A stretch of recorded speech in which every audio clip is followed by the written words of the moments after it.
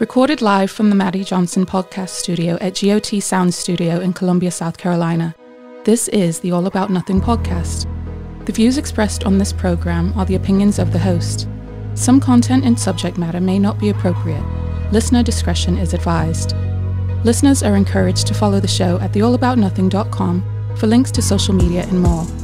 Listeners can call the show at 803-672-0533. Thank you for listening. All right, welcome to the All About Nothing podcast, episode 123. 123? 123, and I think that means we're established.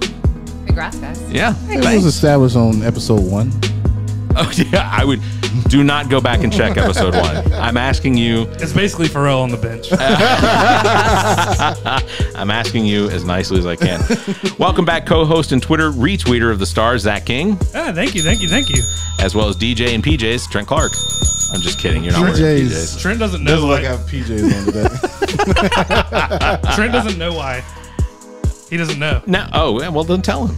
Steven Garcia retweeted me twice. Yeah. So now it's Seth Rogen. Okay.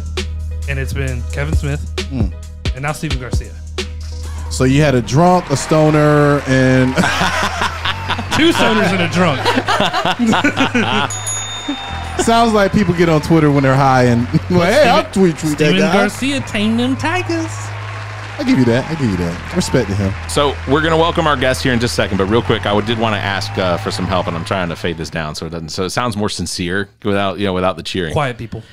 If you're listening to the show, you know that our family grows every time we have a guest, and one of the members of our family has had a tragedy. They've lost they are displaced from their home because there was a house fire recently that took out the electricity as well as a portion of the side of the house and some of the attic space.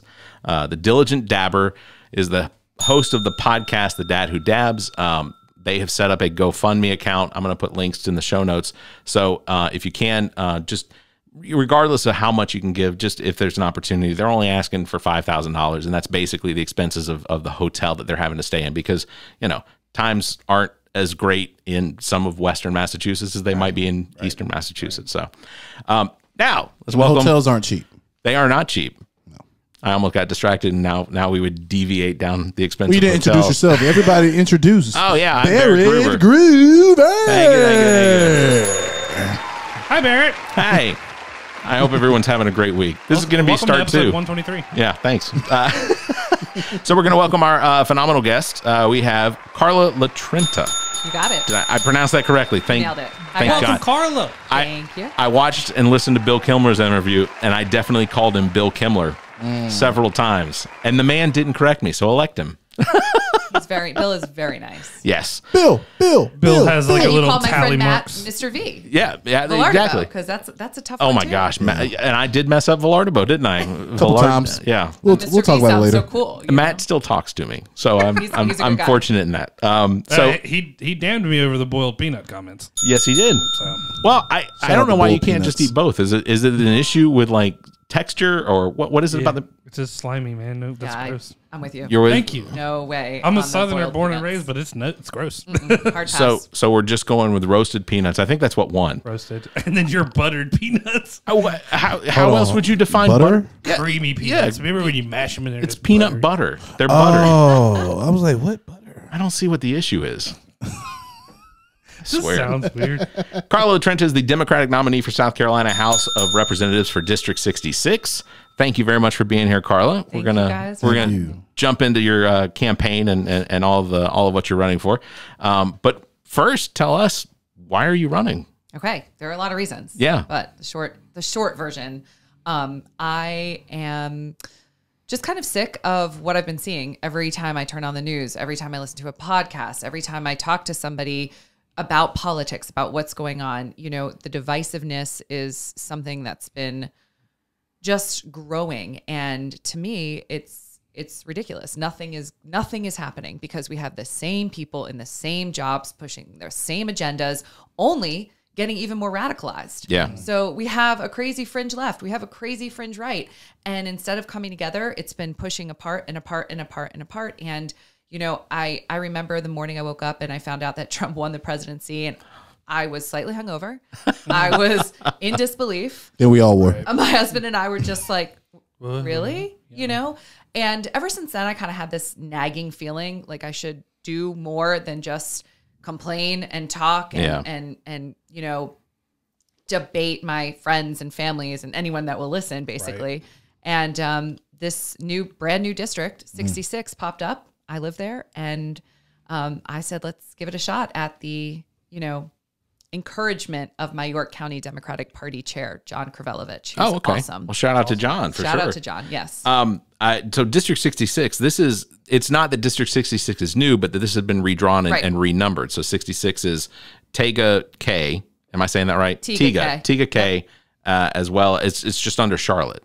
Just under Charlotte. So we are the state line, Tega K, and Fort Mill, but not Matt Villardeau is in the east side of Fort Mill. I have the west side of Fort Mill. So I-77 cuts us right down. That's our district line. So your districts are right next to each other. Y'all are neighbors. You got it. Yep. That's a good neighbor to have. Yeah, it really is. It really is. And our district is an amazing district. It's a great district with great people, great schools, great businesses. And we are kind of the gateway to South Carolina. And absolutely. And you're very close to Carowinds. So close to Carowinds. Right there. Everybody loves Carowinds. Everybody loves Carowinds. That's it. Now we have to have a video of you riding a roller coaster carrying your flag. Like, ooh, that'd be pretty nice. I feel like Trent might be using this platform to try and get free tickets to Carowinds. I'm trying to get free tickets to any place that's giving me free tickets there. That's exactly. I get it. So District 66 used to represent a large swath of Orangeburg. Yes. That was that. So and I didn't, which included like Lake Marion and Holly Hill and really, it was. Was that Bruce Bryant's district? It was a woman. Oh no, you're right. I'm sorry. I was thinking the South. Yeah. I know, and I'm blanking on her name now too. But you're right. But I she's up for re-election, which I assume just based on, and again the name eludes me, but I remember that she had been re-elected to her seat several times. So. I get the impression that she's probably safe. Yeah, so she is. Which is great because if a Democrat takes the new 66 and the old 66, then that's more Democrats represented in the House. 66 and 9 3/4. Yeah. There's a train platform where you run through the wall. I'll just ask her, why is the lake always warm, even in December? Lake Marion? Yeah. Well, I don't know why Lake Marion's warm. I know why Lake Monticello's warm. Dang it, that's why. You were thinking Lake Monticello. Yeah, wrong lake. Yeah, that's the nuclear backwash. Yeah. I love it. We know. I can go swim. Look, you'll turn into a fish soon. The fish with the 3 eyes from the Simpsons, just swim right past you. Yeah. I get the impression you don't listen to the show enough that I'm already de-evolving. Holy cow! Yeah. After the redistricting, of course, District 66 now on the border of North Carolina, including Tega K. So Tega K, yep. Tega K. You got it. You're gonna Man, get there. I am. You're gonna piss them people off, Barry. I don't want to do that. So you listed your experiences with us in the email. Mother, trial attorney, former civil servant, prosecutor, criminal offense or criminal offenders, a member of 3 state bars. I assume is that Virginia. No, is the third one? South Carolina, North Carolina, and Florida. Florida. Okay, Florida. So Florida. And you own your own law firm. Yes. So please promote your law firm at least. My law firm is Litrenta Law. And we're based out of Charlotte and we started in Charlotte, I should say. But now we have a home office in Fort Mill. So it's North Carolina, South Carolina. My husband is still active in Florida. So occasionally we'll take some Florida cases. He's with an outside firm now. So he actually doesn't work in our law firm anymore. But it's we do a lot of criminal defense. I do some transactional work, so wills, trusts, and estates. Okay. And some business formation, so setting up LLCs, researching emerging businesses, all that kind of stuff. Yeah, we might have to look into that. Are y'all in competition with 411 Pain? No. Okay. No, we're not.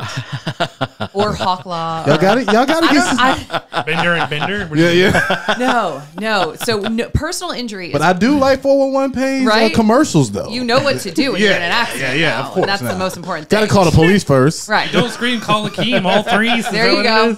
Yep.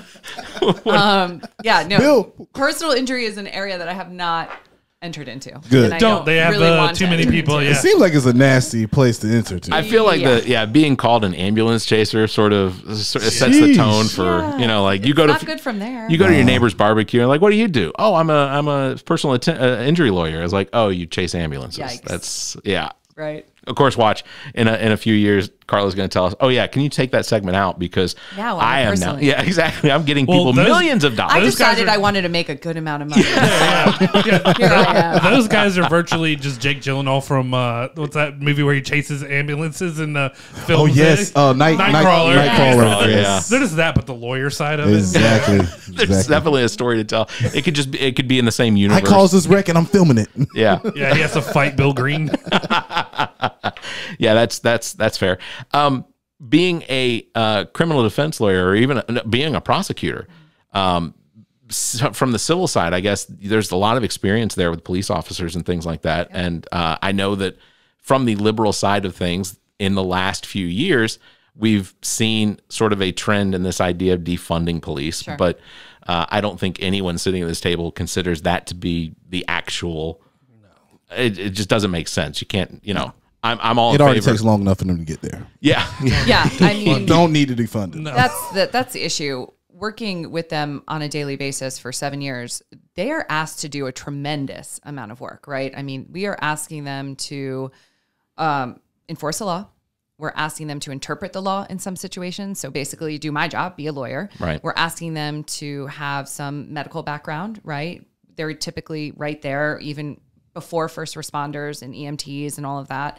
We're asking them to be mental health counselors. Right. We're asking them to train the new guys and girls on the force. I mean, it is a tremendous ask and a tremendous responsibility that we're putting on our police officers. And I don't think defunding them is the issue. Now, are there some really, really bad apples in that bunch? You bet.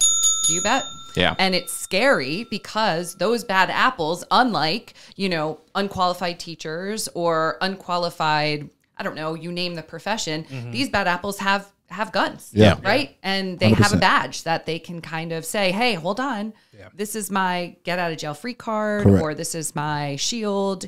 And that's where I think the problem is. But no, defunding is not the answer. Refunding, and not in the refund type way, right? But reallocating funds might be the answer. Right. Correct. Because the training is, necessary. And again, they're just asked to do a lot. And over my careers, I know some really, really great ones. And I know some that were lacking in a few areas. Yeah. I remember thinking, okay, if I called 911, I'd feel really great if he was there. Person came, and I'd feel a little scared if this person came. Yeah, that's crazy. But I think that they really are asked to do a tremendous job, and we absolutely need them. And we need them to have the training and have the recruitment process as well, where maybe these bad apples are kind of getting found out a little bit sooner. Sure. Or maybe if they're on the job and something terrible happens, and that turns them into a bad apple, they can kind of be fettered out, right? Mm-hmm. That's the real issue. But and there are some systems that don't work for them, like the no knock warrants. Right. Give me a break. You right. know, I mean, that's setting them up for failure. That's scary for them. That's scary for you. That's scary for every single person in that situation. Right. Yeah. And to talk about no knock warrants, the Breonna Taylor situation. Yeah. Now that was horrible. I am amazed at the details that are coming out of that.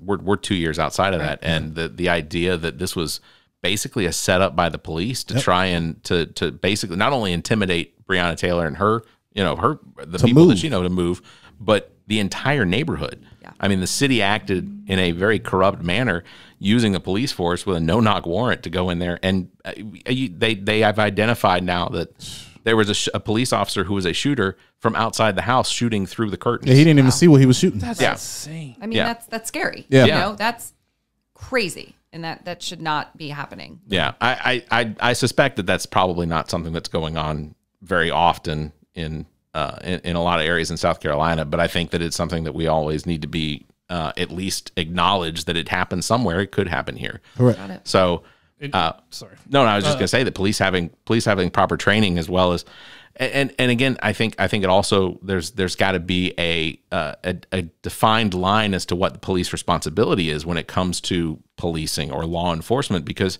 we have state troopers here in South Carolina that enforce the highways. I guess in that situation, I don't understand why we see so often county sheriff's office also enforcing the highways, or doing traffic stops for situations that's not. I don't. I'd have to look at a decree to see what's sometimes their defined. jurisdiction overlaps, right? Yeah. So we'll have highway patrol, sheriff's office, and then even a city, police department. And sometimes the jurisdiction is a little bit overlapping. Yeah. But in an instance of that very kind of thing happening, years ago I was coming home from work and I was working the night shift, so I came home at like 3:00 in the morning. I came across a car in the ditch that clearly wrecked into the ditch. Yeah. So I pulled over and I was like, "Oh God, I hope they're okay." And it was a woman passed out against the steering wheel, and the car was all messed up. And I was like, "Oh my God!" So I drove instantly to the gas station where I knew a police officer was always there, and I got him. And we came, and he was like, "Well, I can't get into the vehicle. We're going to wait for highway to get here." Yeah. And it took like an hour. I'm like, Oh wow. are we okay That's with a this long woman time. sitting in there? sitting She's behind, in danger. right?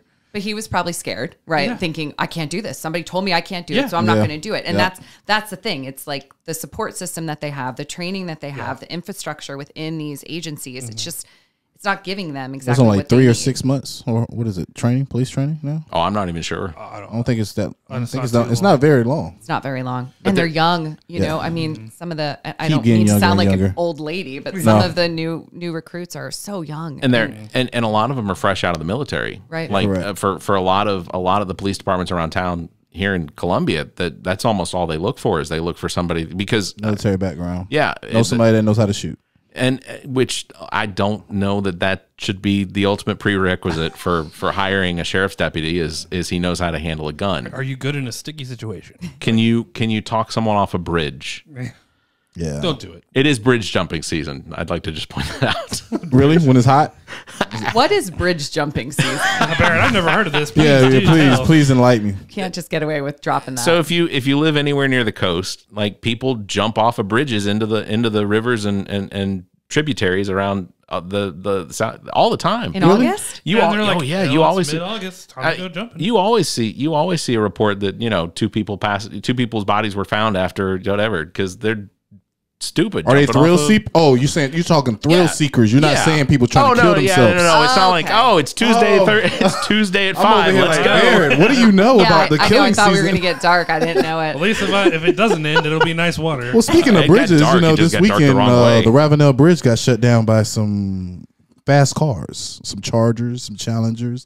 They blocked off both sides of the bridge and had cars doing donuts in the middle of it On purpose? Like on purpose. for filming or Civilians. something? Yeah, for filming. Yeah. Oh, what are they filming? Well, no, it was a car group. Gotcha. Blocked Gotcha. off one side, Wow. and then another one I was blocked off the looking- side, and so the cars could do donuts in the middle of the Ravenel Bridge. Well, now you're allowed to shoot everyone involved with that with a beanbag gun. See, I thought you were Well, going they to say couldn't they get were- there because everything was okay. blocked. Yeah. So you got to think Saturday in Yeah, Charleston. at least nobody's Yeah. going to the beach on a Saturday in the summer, right?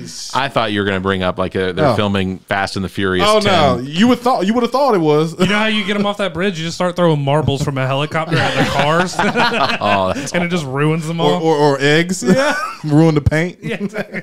It's all done. So Here's you're baloney. you're here on a week which follows the week that we saw the president's Mar-a-Lago home get raided by the FBI. I say raided, searched. Searched. It didn't feel like it was much of a raid. I haven't Fox seen. News says it's a raid. Rated sounds different, right? Exactly. Did they kick It the depends door on down who or you're not? talking to. No. They knocked. Oh, okay. Yeah. Well, then yeah, that's not a raid. It was a this knock piece of warrant. paper that says Yeah, we can right. come inside. Well, your experience, you've looked at warrants. Yep. You've I guess, how would you describe your experience with warrants and researching them? So in Florida, when I was a prosecutor, Right. what would happen would be the police officers that wanted to get into something, whether it's a house, a car, apartment, whatever it is, a business. They come to the prosecutor's office, and you sit down with them and you review the warrant, and it has to be specific, right? In scope. It can't just be, hey, we want to get into this guy's place because we heard, that he might have drugs. It has to be super specific. It's Florida. Everybody has drugs. Right. I'm like, yeah, of course he does. But it has to be specific. It has to name exactly the premise that they're going for. And if it's not specific enough, the judge will deny it. And Right. so the judge is the ultimate person that approves it and signs off on it. So Correct. I am positive that Mar-a-Lago's search warrant was very specific, Yeah. despite what the entertainment channel of Fox is telling you. Correct. Because I really don't consider them news anymore. They're not. And we could get into news versus entertainment. They're news but- adjacent. exactly, news adjacent. But I mean, I'm sure if it's a warrant to get into a place like that with a profile that he has, and it was going to splash all over the news. The specificity has to be there. There has to be probable cause for them to be looking into what they're looking into. Yeah. Well, apparently they said he stole missile codes. Well, the documents. He was working from home. Yeah.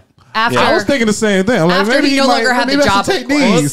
he didn't have the codes like I can launch him right now, but because they definitely they scrapped those. Remember 24 had a whole like little thing about that. Yeah, didn't that was watch different. 24. Yeah, that was different. That was a. But they were trying to sell the codes. Remember? Yeah, but that was they were required codes for like specific launchers. These we're not talking about like the silos in Wisconsin that can launch. Well, and you can the whole thing we can level it out. It is Donald Trump does not think the law applies to him, right? And the law applied to him in this situation finally, and he didn't like it. And then they had Don Jr., not to go off on anything, but saying like someone was offering on Fox News to buy him dinner. He was like, they offered me to buy me dinner because they felt so bad how the U.S. government's treating my father. Oh, yeah. And dinner's going to help. Yeah, and he's just going, I'm never that hungry, but I'll take a dinner. Come on, guy. Like, it's not news. It's not news. I liked Colbert's take on it, where it was from the perspective of Eric Trump. He's like, "Hey, Dad, did you find the note I sent to you where I told you I was very proud of you?" No, son, they didn't find it. It was on the fridge, not in the safe. Yeah, sure it was. Yeah.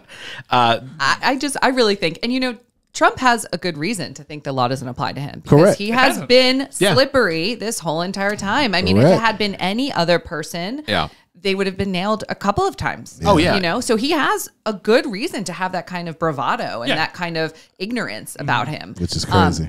But it's that Saturday Night Live skit where they're like, we got him. And then, nothing ever happens. Yeah. I don't want to say we got him, but listen, this sounds different. This feels different. It does feel different. Well, and I have thoroughly enjoyed the January 6th hearings because I definitely want them to release that full tape of Josh Hawley running through. I knew you were going to say Hawley. I want the audio too, where he's like, You can hear the echo they got coming it. down the chambers. I'd like to see that. So born in New Jersey. Yes. You moved to Florida at how old? I moved to Virginia. Virginia. Yep. So I went kind of down the coast. The state so for New lovers. Jersey, yes, you got It it. is. The Commonwealth. the The Commonwealth of Virginia for middle school and high school. I went to Virginia Tech. And then after I graduated Tech, I moved down to Florida. ACC. another bird school. Now you were at Virginia Tech after the Virginia Tech shooting. Yeah. So I graduated wow. from Tech in 2004. Okay. And the shooting happened in April 2006. Wow. My brother was there. I had a lot of friends there, professors that I still kept in touch with that were there. Yeah. And I remember I was working and I heard something that was going on. I finally kind of logged in, zeroed in, and it was really almost like a denial phase right at first because Blacksburg is awesome. Blacksburg is an amazing place where Most beautiful campus I've ever been. Gorgeous, things good things happen there. Bad things do not happen there apart from maybe losing a football game to Clemson every once in a while. Correct. Well, once they do. But nothing serious happened. No one likes it when we talk about it. It took me a while. It took me a while to kind of get the grasp of it. It was early in the morning, and I remember calling my brother and I actually woke him up. He didn't even know what was going on. Wow. He was living off campus at the time. He was a senior, and I said, something terrible has happened. Are you okay? What's going on? And he's pissed because it's 9:00, and I interrupted his normal sleeping schedule, which was, I'm sure, until noon. Yeah. He wanted to get Starbucks before he called you. Right. Yeah. So it was tragic. And I just remember sitting there and watching all these newscasters kind of descend upon one of my favorite places in the world. And for the wrongest of reasons. The worst reasons, And selfishly, I thought, I don't want Virginia Tech to be known for this. Right. But then I thought, what a selfish feeling, 32 people are dead, and I'm thinking about how Virginia Tech is going to be known, and so it was a really weird time, and it was just so sad. Well, those are all human feelings to feel. Period. Right, wrong, or indifferent. And I guess that brings up a good point too. What are your stances on gun control? What ideas do you have? So I have a lot of ideas. I'm a Moms Demand Gun Sense candidate, which I'm so happy to get that recognition. Yeah. And I am also a firm believer in the Second Amendment. So those two things do not have to be separate, right? Those two things can be together. They can coexist. That's like you mentioned, that this isn't a fully radicalized on each side. It can come together and be something. Right. So, I mean, I feel like responsible citizens should be able to own firearms.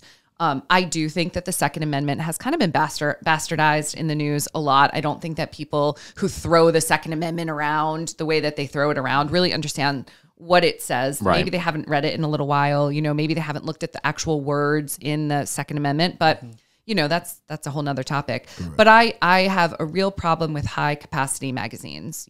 I have a real issue with those in the hands of 18-year-olds who we don't even trust with alcohol. Right. I mean, or cigarettes. Right. You barely trust them with cigarettes. Well, you can't get cigarettes anymore. You got to be 21. Oh, did that change? Or in the Army. Yeah, or in the Army. But yeah, you can't get cigarettes. You have to be 21. That's really federal can't law. be? Yeah. Yeah, they changed it. Yikes. They changed it whenever they did the vaping. Yeah, Oh, the vaping was okay, a the big Juul, thing. yeah. Yep. But yeah, I mean, I don't think that I am firmly opposed to any high capacity magazines in any sort of hands of 18-year-olds. I mean, so I think a couple of things need to happen. I think we need to raise the age, and I think high capacity magazines are really not a civilian tool that Right. should be in any civilian's tool chest. Right. But I am not coming for Bob's firearm that he's had since, maybe his grandfather gave it to him. Keep it, Bob. You know what I mean? Store it properly. You've been responsible. Right. His name's Store not it- Bob. It's store Wayne. it safely. Daryl. Store it safely. Well, I don't want it. The argument over high capacity that I wind up hearing from the other side is that what difference is it going to make whether someone that's creating victims if they are able to have a high capacity or just multiple magazines. And I told them the argument is you're giving police officers an opportunity between those changes of magazines to actually make strides to get closer to him or to Unless take you're him in out. Texas. Well, God, wasn't that video awful? Everything's I mean, bigger in Texas. That video made me sick to my. I mean, Pissed. I I honestly was pissed. could hardly watch That's it, like- and that's the issue, though, right? Yeah. And maybe if they had 30 seconds Mm-hmm. to kind of find their balls and Yeah. run in, Yeah. that they could have tried to stop that. Well, we already fixed the whole. We know how to stop it now. Marjorie Taylor Greene can stop it. Oh, sure she we, can. We figured that out, Correct. right? Because she get her gun and she would stop anybody. She would go in there. Apparently, yeah. What did we decide? She carries a 357 revolver, right? Magnum, yeah. Yeah. So She's not we playing. just send her on in, and she'll stop it because she had the gall to yell at these like David Hogg and stuff like that. Yelled at them on the streets. Just thinks she knows everything. We're gonna send her in. Call in MTG. What a nut. Yeah. But know. I don't think that will serve any purpose for our argument because she's clearly going to be in defense. She was in defense of Kyle Rittenhouse. She She's was in proving her hypothesis is what we're doing. I got that. Sorry, I ruined it. Correct. Yeah, no, absolutely. I think in most. Do you think, speaking of Kyle, do you think if you was the prosecutor, you could have got him? I would like to think so. That's I a good really would. question. I watched that trial Correct. because my husband, that was the Kenosha, Wisconsin one. My husband's from Racine. Yeah. And it's really just 20 minutes from Kenosha. And he was interested in it too. And as prosecutors, we were both watching it. Yeah. I think that there were a couple of strategic decisions that I may not have made. I really hate being Monday morning quarterback on any Correct. No. any I think trials. But I mean, I think that creates a scenario where we don't see those mistakes made because Yeah, you learn from their mistakes. So yeah, it's a I good recognize one of the things that I could not believe they went after him with, and just as a start, was the fact that he was an 18-year-old transporting firearms across state lines. Correct. Like, why was that not part of the trial? why did they put all of their eggs in one basket? Yeah. Right. And Like, ultimately, I get to, so Kyle Rittenhouse is now free and clear of murdering three people. I think the third one died. But he's now free and clear of this. There's no double jeopardy, and he can't be charged with it again. He's been acquitted. So it's. And sometimes what you don't see, what the public doesn't see, and I don't know if this happened in this case, but at a prosecutor's office, you get pressure from a lot of sources, right? And you kind of get told what charges you should file or what charges you should bring to the grand jury or how you should proceed on something. And at the end of the day, a lot of the prosecutors are state employees, right? Right. Or elected officials. Yeah. Right. And so there's always somebody that you're answering to and that you're having to please. And it's hard to kind of do your own thing where as a defense attorney, you can do what you want, right? I mean, you're a defense attorney. You sing, you dance, you can make it rain. You do whatever you want in there to get your client off. Correct. And you're kind of adherent to some agenda to some degree. Correct. Absolutely. If you're stepping on somebody's toes, Not that. Yeah. Right. So do that. Absolutely. before we take a break, the last question I'll ask about Kyle Rittenhouse is, if you had been his lawyer, would you have got him acting classes before the cry? You know what's funny? He did the job though, right? Like Yes. somehow he It did the convinced job. somebody. Yes. They convinced somebody. So Yes. Can I so get- I don't know. And Shoot people. I don't know because I think it was the judge that gave him the tissue on top of that. Like, here you go. Like it was a little, like everybody was like, oh, the judge Suck it up, feels for him Buttercup. You're tough too. as hell, Right. aren't you? Come on. yeah, I mean, the judge's actions in that very- trial were very disappointing. I didn't understand it. No, they were mind blowing. Yeah. Actually, I mean, where any judge I've ever been lucky enough to be in front of is so impartial. I mean, they don't do anything, body language, passing tissues, nothing that would give anybody a perception that they're have any feelings. Right? Yeah. They're just there. They're there, and that's what they need to be. Yeah. Yeah, exactly. Last question: did Johnny Depp get enough? I literally was gonna be like, 20 million. let's get down to the real trial. Right? I watched that, but I couldn't You stomach couldn't get that away one. from it. I was like, all right, what's this lady doing? What's Johnny looking like? How's Amber's hair today? You know, I mean, that I looked at with very surface stuff, but you know, I wasn't, and again, I hate to be this Monday morning quarterback, but I wasn't really impressed with the legal team for her either. Oh, nah, on that. they like sucked. that was an interesting choice. I But can't believe that Somebody passed someone her Coke. didn't. I can't believe someone didn't talk the county into upgrading the cameras for this thing. Like they needed Right. like 4K cameras in there for All you this had to do trial. was pay Johnny. Lighting. Johnny would have had them cameras right there. Johnny would have got it done. Well, suddenly he's up and have a mega plane. Actually, bring the ones from Pirates of the Caribbean in here. Right? You have Jerry Bruckheimer in there Costume. filming the trial. You know what? I'd pay to watch that. No, I wouldn't. Glenn Beck's doing the soundtrack. Hey, look, he's there, but he's got his eyes painted, but he's really asleep. Yeah. That would be perfect.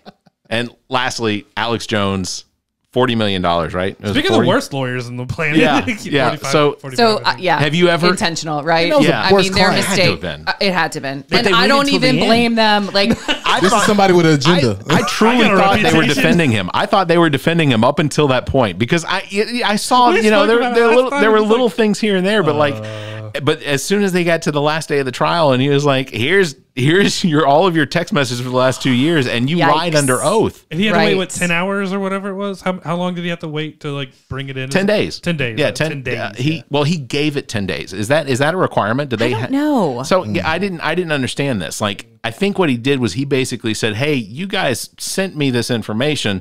Here's I don't this is way too big of an advantage, people." Hey, you do have to if you are an attorney and you feel like you've gotten something inadvertently that was not supposed to come to you, you do have to tell the other side. Yeah. Right? You have to say, listen, ethically, I'm supposed to tell you that you gave this to me and you shouldn't have, right? Sheesh. I just imagine And they were probably like, oh shoot, we did. that's the Saturday Night Live skit. Please That's don't look SNL. at page 17. Yeah. And you know, the parents' lawyer was like, and you have 5, 4, 3, 2, 1 to tell us. Yeah, exactly. Oh, sorry. I'm done. Risky move though. I mean, Yeah, that's this crazy. could be disbarment. You know, I mean, absolutely. this is That's the thing I fear for them is that as defense lawyers, there's a potential. I mean, and it was a civil suit. It wasn't like the government was Right, coming after him for they should, but this was basically the parents going after him because he can't stop saying bullshit about It's Sandy slander. Hook. and it has caused them legitimate distress. Yeah, absolutely. Because it is so messed up. I mean, I keep telling this man stop playing with Michael Jackson every week, and he keeps playing. They're gonna come for him like they came for Alex Jones. you're I'm right. telling You're you. going to be next. All right, we'll take I'll throw that allegedly behind all of it. we'll take a quick that gets you. We'll take a quick break. We'll come back. This is the All About Nothing podcast. We're in here with Carla Litrenta, the District 66 nominee for the Democratic Party, South Carolina House District 66. So we'll be right back. All right, Nothingers, I want to cue you in about a friend of the pod, Blank Canvas Brand. If you own a business or restaurant and the time has come to build that unique brand, you have got to get a hold of Blank Canvas Brand. Blank Canvas Brand specializes in brand identity, including logos, business cards, flyers, and anything else to promote your business. And now, Blank Canvas Brand offers printing services to help with your clothing needs, including sports teams. I can tell you from our own experience, Blank Canvas Brand is responsible for our logo, as well as the Bowl of Duty bowling team logo, and we couldn't be happier with what's been produced. For more information, you can search Facebook for Blank Canvas, or you can email Blank Canvas at theallaboutnothing.com. That's BLNKCANVS at theallaboutnothing.com. You can find links in the Friends of the Pod section of our website. Visit theallaboutnothing.com.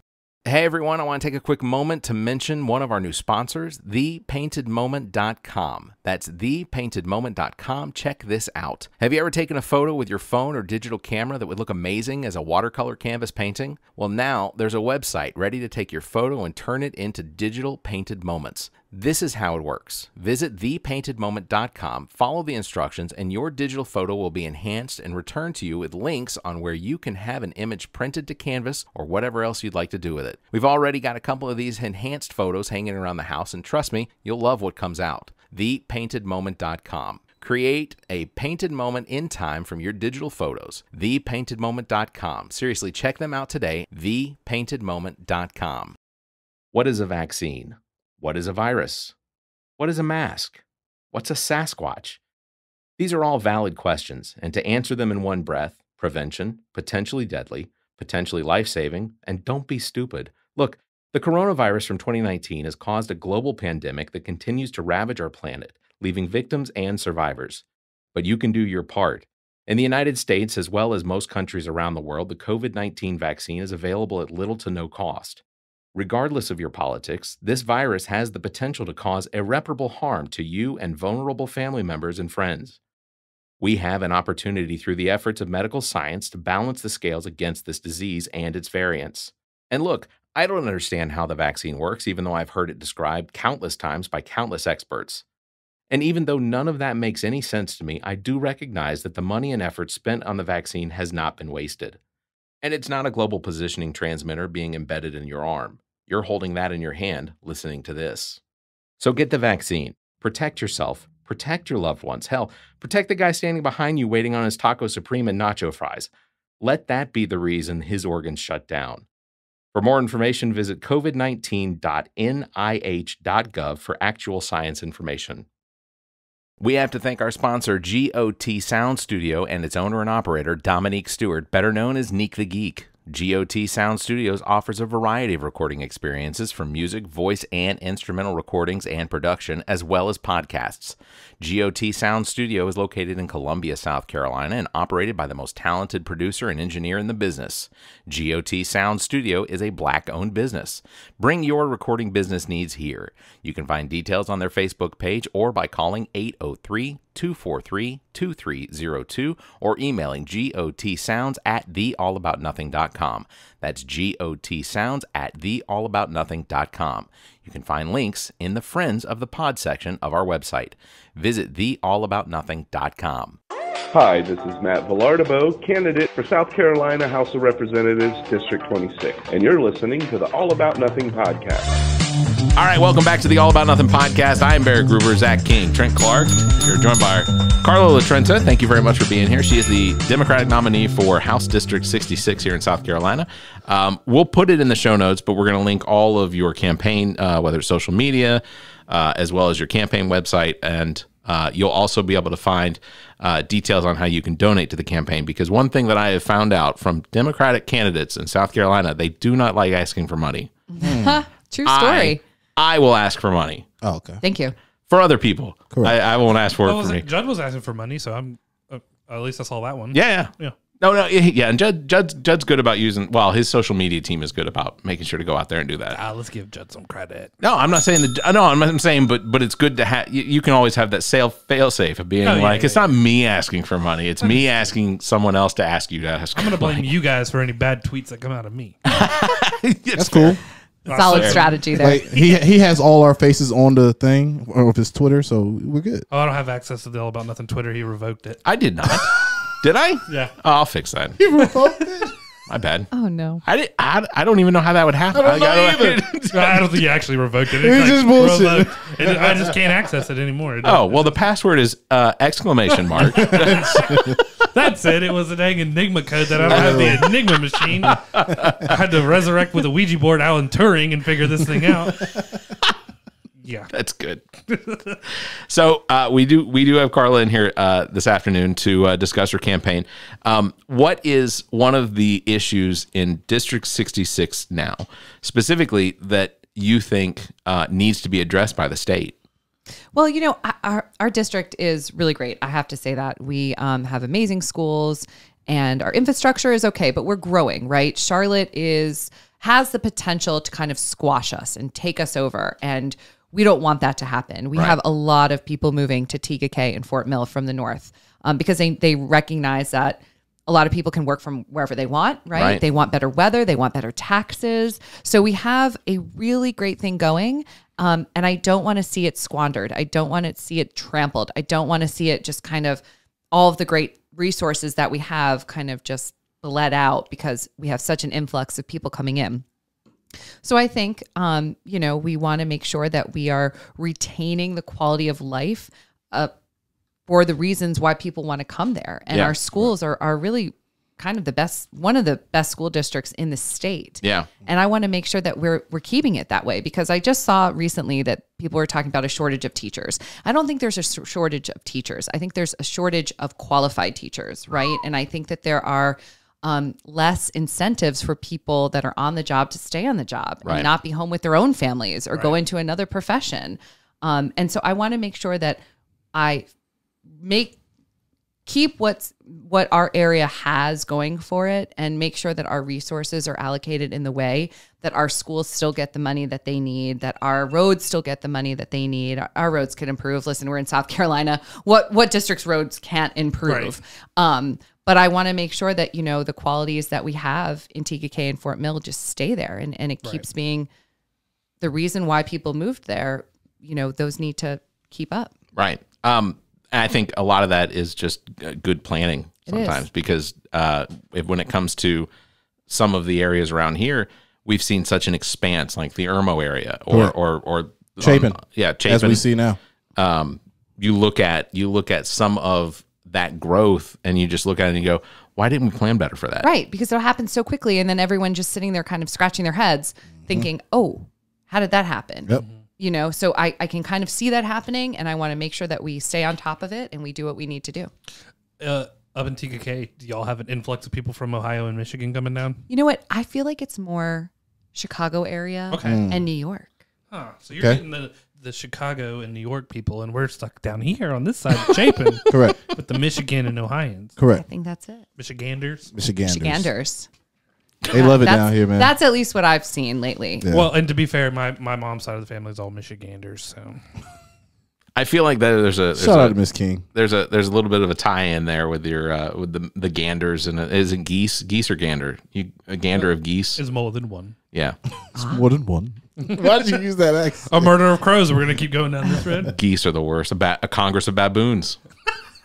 That's what they're called. I didn't know the baboon one. Oh yeah, me neither. I knew the murder from Schitt's Creek. Oh well, I found out about murder. That was from Justified. The last season of Justified was a murder of crows, and it was the Crow family. I realize there's a good possibility that nobody understands that reference. I do. I don't. Fantastic show, Justified. Oh, easily make some shows now. Easily one of the best shows that I have ever seen. Okay, it's got Timothy Oliphant. Thank you. Yeah, if I was a casting director, Timothy Oliphant would literally be in everything that I did. Killed it in the book of... Well, wouldn't be in the business long, sir. Yeah. Oh, come on. The Mando. Dude. Oh, yeah. He basically played Raylan Givens in Star Wars. Yeah. That was good. Want to talk about some of your women's rights issues that you want to take it. You have a history with, if you want to talk about it, but with reproduction. My wife and I, we did IVF and we had twins. Okay. And there is obviously an issue in this state because we're seeing the basically the working through of the passage of the heartbeat bill. Right. 5399. And I guess science doesn't seem to play a role very much when it comes to laws in South Carolina. And I think having a more diverse population in the House and in the Senate would tend to lean more towards potentially recognizing science. And I don't want to play off of the idea that if you're religiously tied to this idea that every baby needs to be saved, but that's not the intent of allowing abortion. It's recognizing that just happens to be part of women's health. So in respect to that, I believe that there's a good possibility we're going to wind up seeing the passage of this bill before you all, as newly elected, are going to be able to have an effect on that. I think you're right. But there's ways of working around that. So when you take office, I like that. How do you plan on attacking this? So I think that really people need to share their stories. Women need to share their stories, and they're hard stories to share. I have had a very complicated fertility history. I had a really late term pregnancy loss at 36 weeks with my first child, a daughter. And it was, it was terrible. It was an experience that I don't wish on anybody. Obviously, I can't tell you kind of how that shaped the rest of my life, and how it affected my marriage, and how it affected my relationship with friends and family, and how it affects me now as a mother to my sons. Yeah. But what it did do was bring myself and my husband into a group called Kindermorn, which is a therapy organization that really directs its efforts at parents who lose children, whether they're pregnant, they suffer pregnancy losses, or they lose children in any other way. And I was privileged and honored to be able to sit around tables and share stories with other parents who have had the worst situations thrown at them, right? There were parents that were pregnant for their first time, and at 28 weeks, a doctor comes in and tells them that their fetus is not viable with life for whatever reason, that the brain isn't forming, that the livers aren't forming, that the lungs aren't forming, and that, if they carry to term, the baby is going to suffer and die shortly after being birthed. And the woman, the mom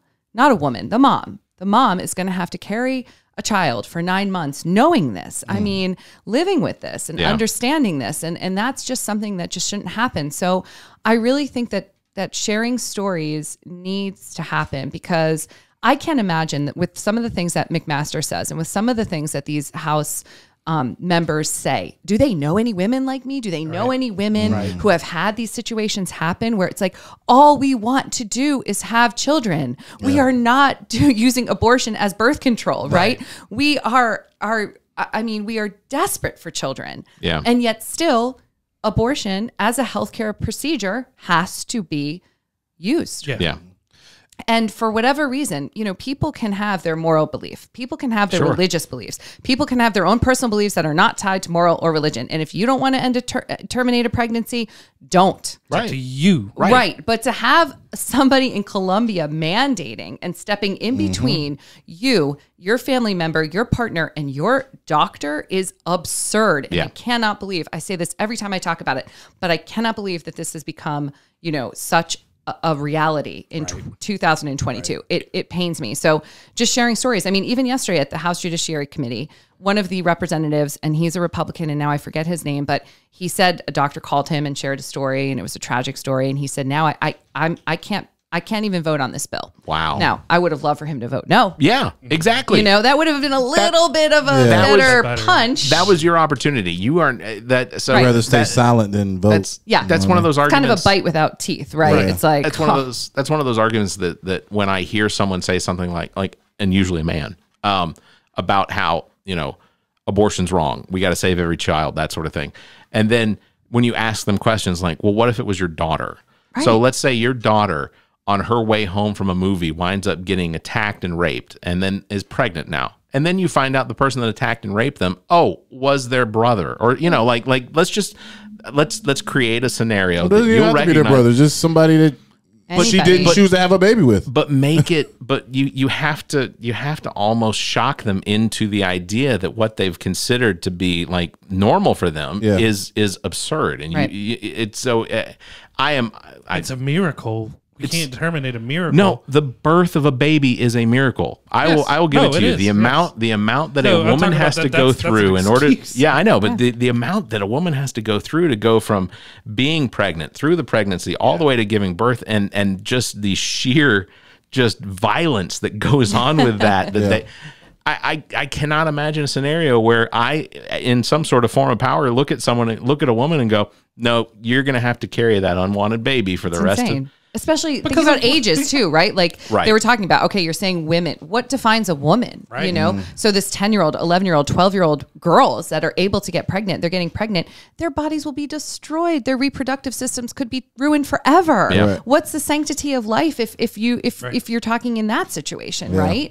So you're forcing them to have a child that could very well kill them, that could very well ruin their chance of ever having, any sort of healthy children after that at an age that would be much more appropriate to start a family. Yeah. But it's all in the name of preserving the sanctity of life. And with IVF, right? I mean, this is the scary road we're going down. Because you're right.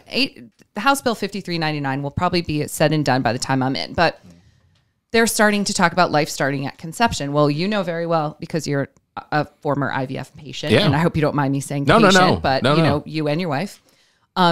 I don't know if you have embryos. I have 3 embryos still. We had 10. That's a lot. We had 10 grade A+ embryos. That's amazing. 2 of Well, wow. So I don't care who knows it. I'm fucking sterile. Because I've worked in radio, I've gone through chemo. My swimmers they're not numerous and they don't know which direction they're going. They need some help. Scientifically, they don't have the protein cap needed to impregnate. So your sperm isn't like look who's talking. They're not. Like, yeah. Remember the first part of it? But through IVF, we were able to create 10 healthy embryos. Right. My wife and I gave the other 8 up for adoption. That's amazing. By the way, I just want to say that, Barrett. Well, it was an easy decision because we knew we didn't want to have any more children, or we knew we weren't going to have any more children. We just financially it's taxing, but the idea of giving those up was not an easy decision. And going through the legal procedure of giving them away was not made comfortable. Right. But it was your decision. Yeah, exactly. Yours and your wife's. Well, and ultimately, while I was happy with the decision we made because that meant that those embryos could go on, I was afraid as a Catholic, I was in fear of what those embryos were going to be, because one of the things that Catholicism teaches us is that, these are lives, right? And science and things like that has no part in the creation of life. I mean, it has everything to do with the creation of life. But so that was a difficult decision.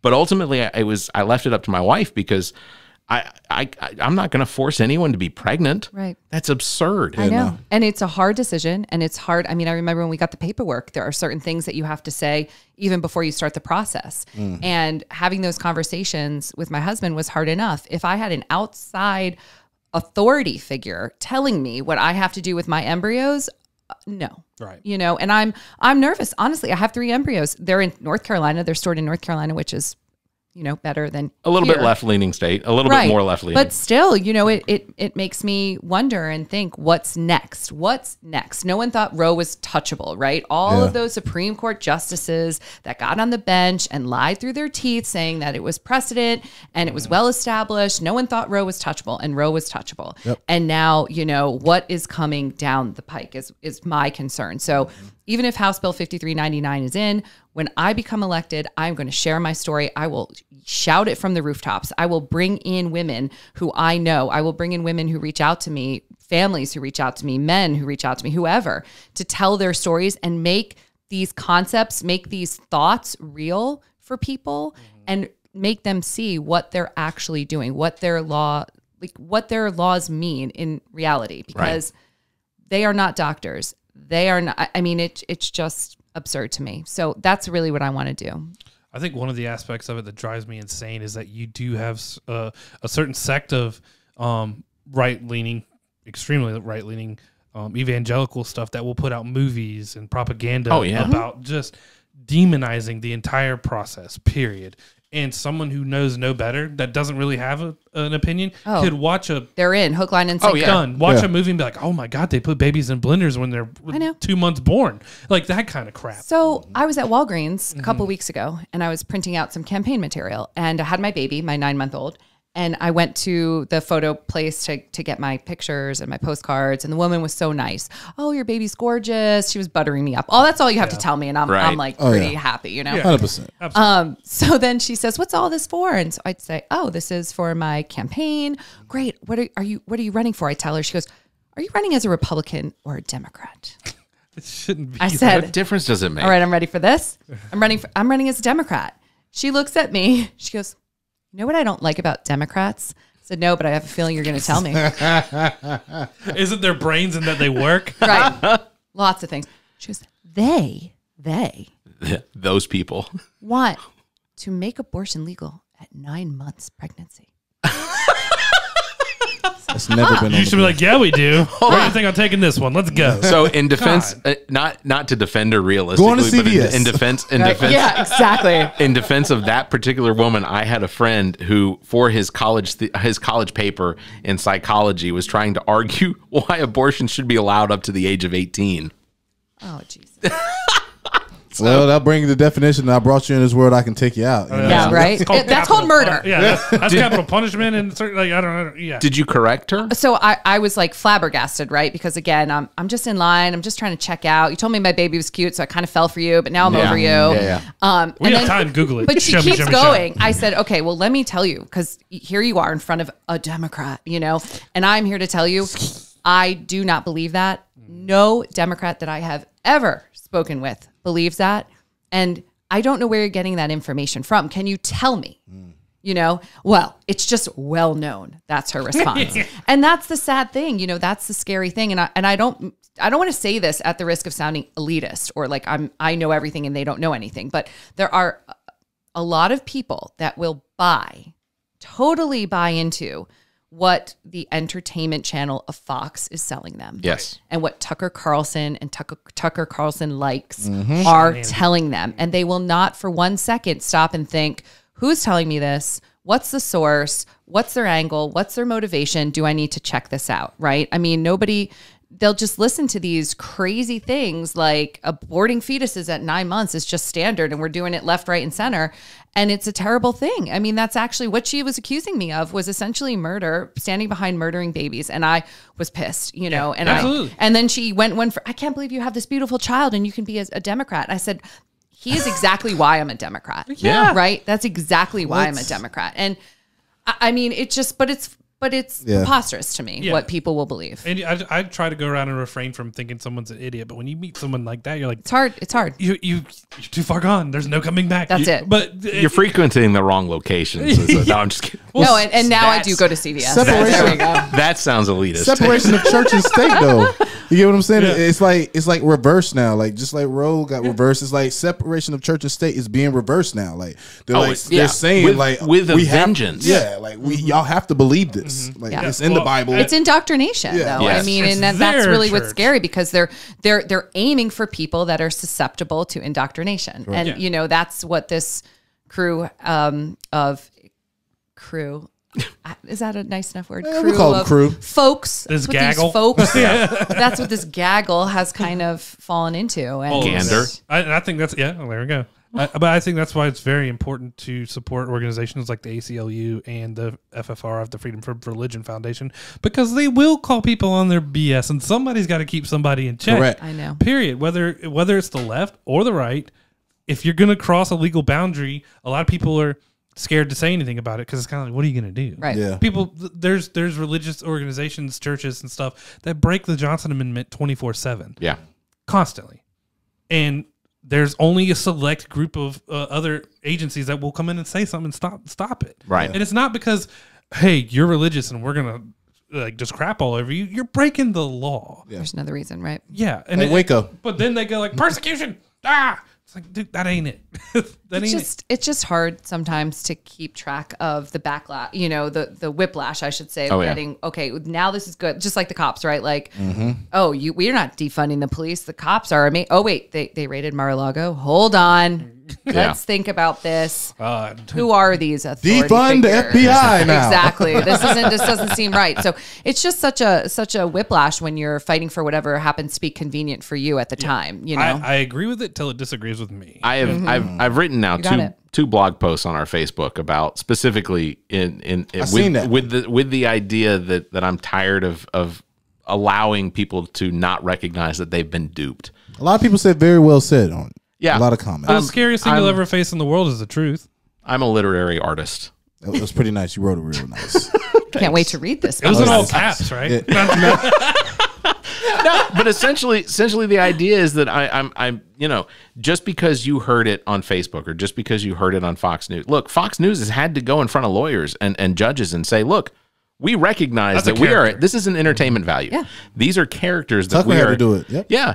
But then they go back on their show and like what we said what we said in the courtroom, that was all bullshit. It's doubling down. Yeah. It's the double down mentality that I had never really seen before the Trump era. And it was probably there, maybe I wasn't paying attention to it, but it got louder. And it did. And it's just like, wait, you think I'm wrong? I'm going to tell you why I'm 100%. Now I'm 200% right. Now I'm 300% right. You're like, wait, that doesn't exist. It's the Alex Jones effect. Everybody just Right. is louder. You know what I'm saying? Until somebody sues Fox News. Somebody has to call you on it. Yeah, they have to. I never realized how susceptible people were to BS. I know. And it's just like, oh, if anybody else would have said that, you would have called them. Yeah. But also that lets you know even like how back in the day used to be. Whenever it wasn't social media. Like the news was lying to us 24/7. Well, you get what I'm saying? A lot of it too. Like even when like family members would be like, shootings never happened when I was growing up. Oh, they were happening. You They just didn't easily know Right. about it, right? Like the dude who was shooting kids, the sniper guy, and it did happen. You just now that you know about it, then you dig into easily connectable. You don't get conspiracy instantaneous Right. news like you do now. And then when you look at one thing, how it just automatically feeds you to other like type. And Oh, then you end get up that on BuzzFeed of then you end up on freedomeagle.org or whatever. or the YouTube page, and you keep going down the rabbit hole on YouTube. And yeah, that's it. And that whole like meme where it's like back in 1998, your parents are like, don't go to any websites and don't talk to strangers. Flash forward to now, they're like, freedomeagle.com is all about telling me that lizard Right. people are in like, you're just like, Yeah. whoa. That's the website you would have cautioned me against. Yeah. How did you fall down that? Like, yeah, you're having to come back and be like the adult Right. now. Yeah, the Yes. adult, the responsible person. You're just like, all right, we're putting a firewall up, and yeah. That's the reason why, like she was saying, like Christmases and Thanksgivings, they're not the same because social media. You know what I mean? Yeah. We're constantly arguing about the same things on social media. If you don't walk into a family dinner now with some preconceived notion of what I know what everyone Aunt around the Janet table said thinks, on Facebook last summer, and I'm not having it. I wish that I could have those sit downs with people that were not my family though. Y'all are dumb, but these potatoes are banging. I do think on a positive note, I've talked to a lot of people in my district since I announced that I was running, and a lot of them have come up to me and said, listen, I'm normally a Republican, but, and then I get that but, and it's like a shimmer of light, right? And whether it's a social issue, whether it's something Trump did, whether it's something they heard on the news that they don't jive with, I see a shift. I feel a shift. I feel them now kind of thinking, I'm going to vote on the issues and not the party. Right. Correct. You know, I mean, I do think, again, there are those that are duped, hook, bait, and sinker. They're in forever. We're never going to change their minds. But I do think that there's a moderate majority of us that is kind of learning to think about the issues and not Critical thinking. Right. I know. Again, I sound like an asshole by saying that. Yes, so stupid, critical but it's like, thinking. test your use it. sides. Do it. But that's it. Yeah. You don't have to be, a Republican because your parents were. You don't have to be a Republican because you voted for Trump. We all make mistakes. Yeah. You know what I mean? I'm not saying your choice was Fully admit amazing. it. Like, If you don't think you make mistakes, go look at 8 years ago Facebook posts. Oh, yeah. Ooh, it gets nasty there. Exactly. So I don't know. I feel like I have had those conversations with people where, it's almost like they're opening up and it's like a kind of a little confession, right? Yeah. Like, I've got to say. When you feel like your when ideas sound great. when you feel like when you feel like that door is cracked and it's slightly open, do you hear the harp noises in the Yeah. background? Come over to the promised land. Exactly. And that's what I'm trying to tell people, even in this midterm election. Number one, please vote in the midterms. Yeah. Please.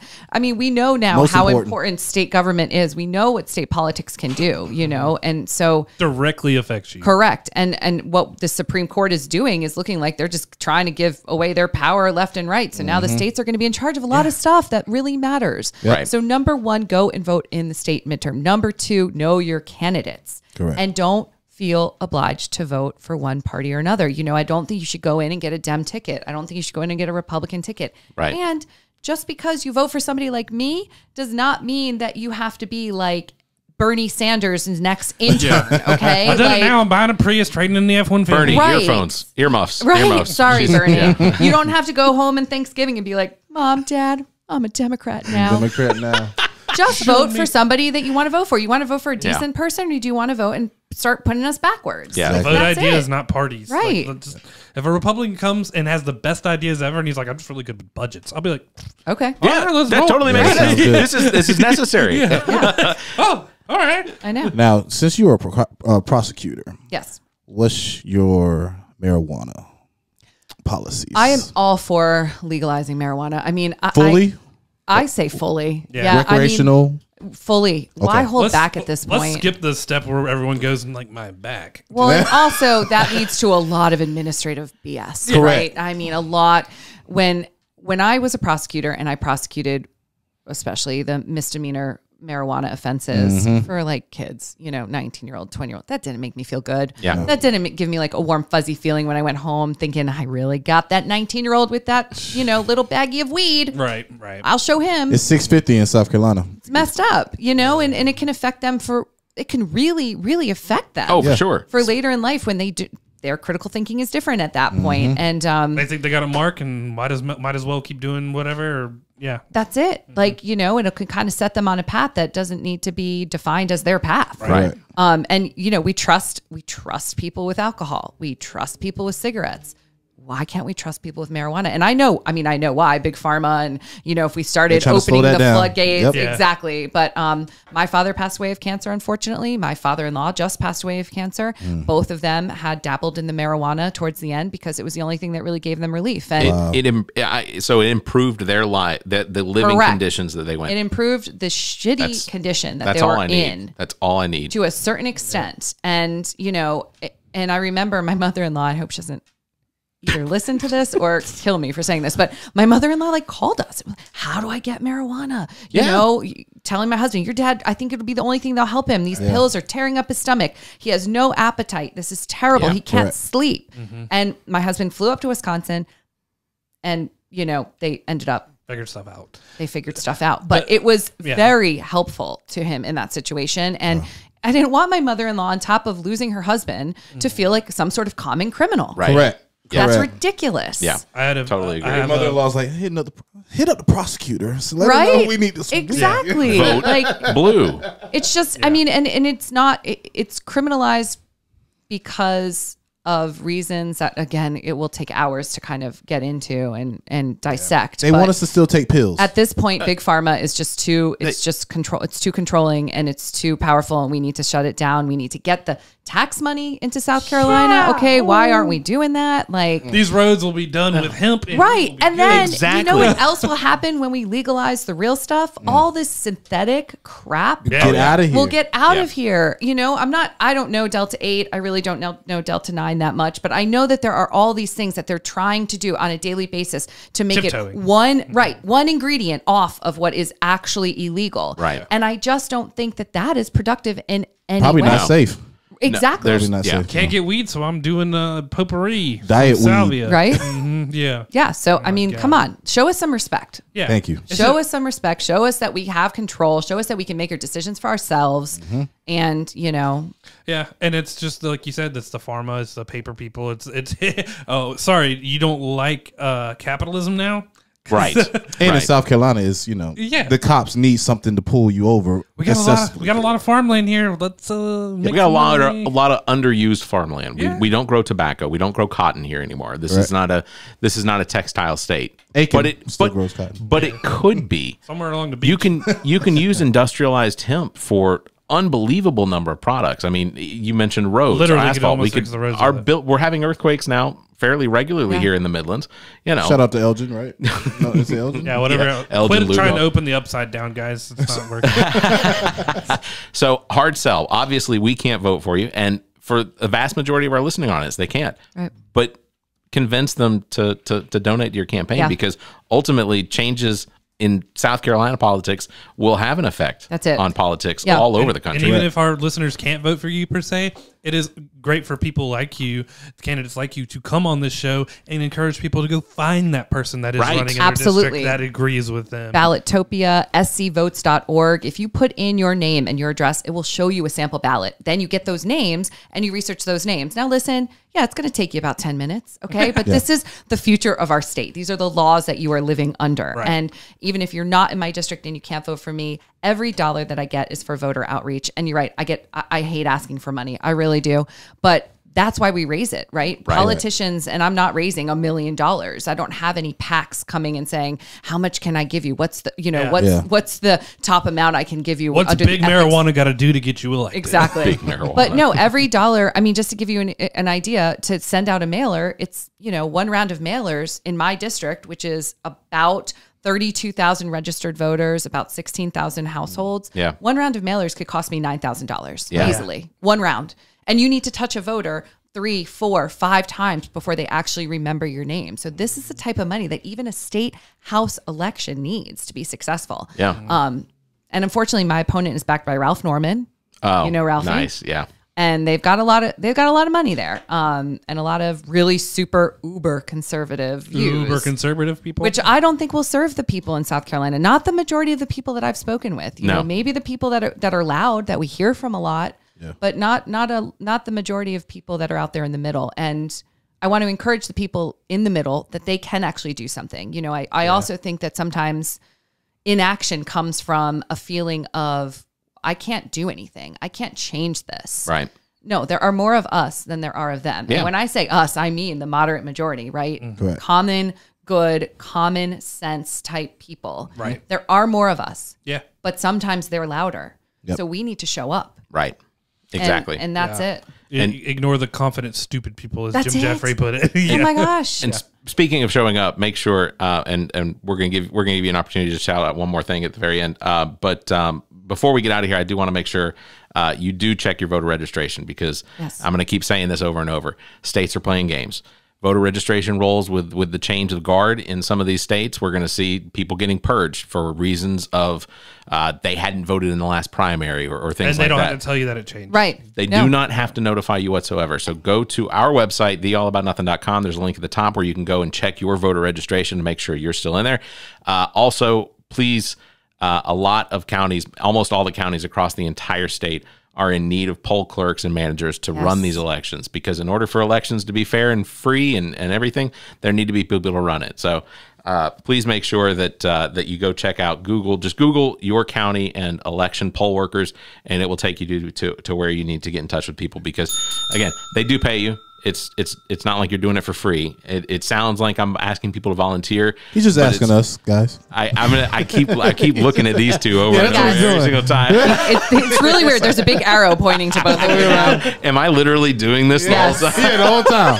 I'm like, You church every guys Sunday, would and the be preacher's poll talking to you. workers. You be like, oh, he's talking about me again. I just want to point out, I have to get my location up to 8 people. 8 No, people it's true, because before, also that's going to come into effect with early voting, right? In Yeah. our county, they said there was early voting, and it was 45 minutes away from my house. Yes, Wow. Because exactly. they didn't have the poll workers Exactly. to open up any other locations. Exactly. So that is going to play a role when we get through this. But in order to turn out, you got to make sure that you're allowed to elect, where you're allowed to vote too. So that's important. Last thing. Oh, I'm sorry. No, Can I go ahead. piggyback on Yeah, your please. registration? You have to be registered 30 days Right. before the election. Yep. And a lot of people don't know that. They come in and they get turned away, and it's terrible. I've talked to people that are working at the polls before. And if you're going to be 18 by November 8th, you can register before early. November Exactly. 8th. So register, get an absentee if that's you're in good to know. college. Do what you need to do. But please, let's get out there. We can do this. My wife Anything- and I just got brand new ones because we moved. Brand new to voter. our Oh, house. did you get the plastic ones? No, they just gave us paper ones again. Okay, no, There are that's plastic fine. ones? Yeah, there's a Yeah, there's he a got mad. plastic He was voter. like, I don't live where you live, Barry. You didn't get the platinum one? Did you get the one that's like a Visa card almost? Platinum card. Huh? Yes and no. Slide it. And no. Thank you, Nick the Geek, engineer and producer, owner and operator of GOT Sound Studio. Check out details on how you can utilize his talent and production expertise at gotsoundstudio.com. Thanks to Muff the Producer. Follow him on Instagram at Muff the Producer. Thanks to Shiana Rivers for the intro and outro. Follow her podcast, Who You Callin' Holistic, available on most of your podcast listening platforms. Thanks to Trent Clark, aka DJ Lonzo, currently serving as the house DJ at the main course in Columbia, South Carolina. Make sure to go by and have a good time. You can contact Trent for all your entertainment needs. Trent at theallaboutnothing.com and on Instagram at TheRealDJLonzo. On Twitter at DJ Lonzo Top 5. You can also phone him 803-262-7982. If you enjoy the show, consider becoming a patron by visiting our website and clicking at the link at the top of the browser that will take you to our Patreon page. You can find details on how you become a supporter, or you can check out benefits there and just consider a donation so that we can continue to bring you this nonsense. We enjoy doing it. We enjoy you enjoying it. As always, you can follow us on Facebook. Just search for All About Nothing US, on Twitter and Instagram at AAN_pod, or you can find links to all of our social media and available podcast platforms by visiting theallaboutnothing.com. If you'd like to be heard on the show, you may call and leave us a message, 803-672-0533. If the time between these episodes is too far apart, you can fill that time by checking out some of our partner podcasts. Zach and I host What the Pod Was That with Carrie Simmons. Visit whatthepodwasthat.com for links and details. Carrie and Chrissy host Status Macabre. You can find details at statusmacabre.com. Ami Bland takes a deep dive down the rabbit hole in episodes of Welcome to Wonderland, available on all of your podcast listening platforms. As well, you should check out our own DJ Lonzo's Top 5, hosted by Trent Clark, available on most of your podcast listening platforms. Anything else you want to toss in there? Thank you guys. No, thank you. I'm so happy to be here, and I'm so happy that you guys have that voter registration link on your website. You guys are doing the work. Gotta do something. Yeah. Carla Litrenta is the Democratic nominee for District 66 here in South Carolina. Make sure to check the show notes for all the links to social media and everything else that we have going on. Thank you. Route 66. Yes. Thank you very much, Carla, for Thank you being so on the much, Carla. program with us. Thank you. We look forward to your election, and then we're going to have you in here often so that we can get a breakdown on what's going on in the State House. I thought you said it was Anytime. one more thing you don't want her to shut up before it was. I was just going to give her the Oh, my opportunity. website. Yeah, How yeah. about carlaforsouthcarolina.com? That's Very great. easy. You don't even have to spell my last name. It's also it's carlalitrenta.com, but we made it even easier. Yeah. carlaforsouthcarolina.com. Find me there. Easy. Perfect. Well, and you might have to be the Barrett Gruber media lawyer on house. We'll just call you and be like, can Trent say this? Yeah. Because I mess up a lot. I got you. Gotta have a lawyer on your back, man. Right? All right. Thank you, Carla, very much for being on the program. Trent Clark, guys. Zach King, thank you all for being here. Everyone, make sure to check your voter registration. Voter registration. Stay safe and Have a week. This The All About Nothing podcast is recorded live from the Maddie Johnson podcast studio at GOT Sound Studio in Columbia, South Carolina. The All About Nothing podcast is produced and engineered by Nick the Geek, owner and operator of GOT Sound Studio. To support the show, please visit theallaboutnothing.com for links to social media, merchandise, and more. Become a patron of the show by following the Patreon link at the top of our page. The All About Nothing podcast is an entertainment product of Barrett Gruber. Special thanks to Zach King, Trent Clark, Muff the Producer, Nick the Geek, and you, our listeners. Please subscribe, rate, review, and share. If you're on YouTube, please hit the like button and the notification bell. Thank you for listening.